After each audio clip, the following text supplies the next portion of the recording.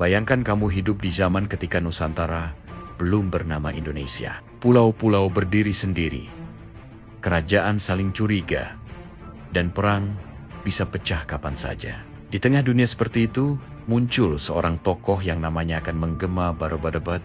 Kemudian, Gajah Mada, tapi ini bukan kisah yang biasa kamu dengar. Ini sisi lain fakta-fakta tersembunyi yang jarang diceritakan. Konon, tidak ada yang benar-benar tahu dari mana Gajah Mada berasal. Ia bukan putra raja, bukan bangsawan besar.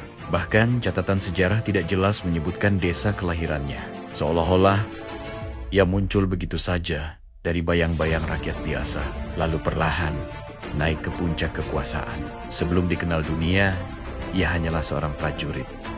Tapi bukan prajurit sembarangan. Ia diduga bagian dari pasukan elit kerajaan pengawal khusus. Raja yang dikenal disiplin dan mematikan. Dari sinilah mental baja dan strategi perang Gajah Mada terbentuk. Waktu berlalu hingga akhirnya ia dipercaya oleh Ratu Tribuana Wijaya Tunggadewi untuk memegang kekuasaan besar di kerajaan Majapahit. Di titik inilah sejarah berubah. Di hadapan para pejabat kerajaan, ia mengucapkan sesuatu yang membuat semua orang terdiam. Sumpah Palapa, sebuah janji untuk tidak menikmati kesenangan dunia sebelum berhasil menyatukan Nusantara. Banyak yang mengira ia benar-benar tidak makan enak, tidak hidup nyaman. Tapi kenyataannya lebih dalam dari itu. Palapa bukan sekadar makanan, melainkan simbol kenikmatan hidup. Artinya, ia menunda kebahagiaannya demi sebuah mimpi besar. Dan yang lebih mengejutkan, Gajah Mada tidak hanya mengandalkan perang. Ini yang jarang diketahui. Ia bukan sekadar penakluk dengan pedang.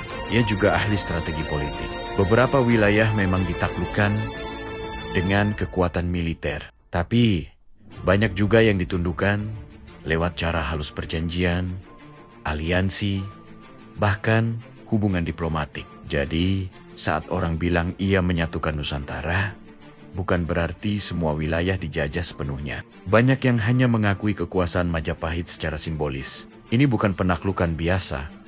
Ini permainan pikiran. Nama Gajah Mada pun semakin besar. Ia menjadi sosok yang ditakuti sekaligus dihormati. Namun, di balik kejayaan itu, ada sisi gelap yang jarang dibicarakan. Sebuah peristiwa yang mengubah segalanya.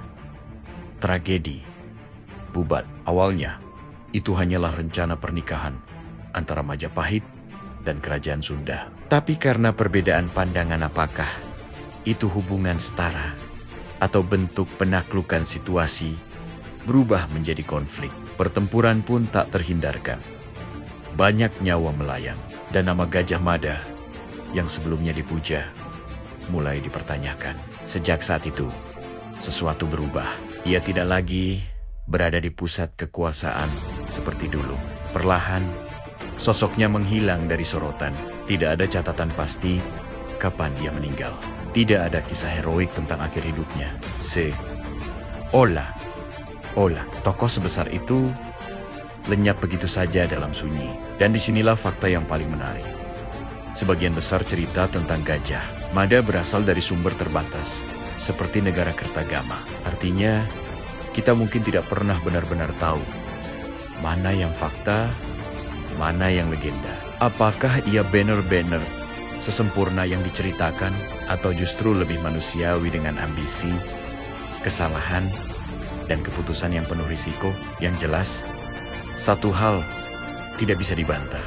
Di zaman ketika orang berpikir sebatas kerajaan mereka sendiri, Gajah Mada sudah memikirkan sesuatu yang jauh lebih besar, persatuan seluruh Nusantara.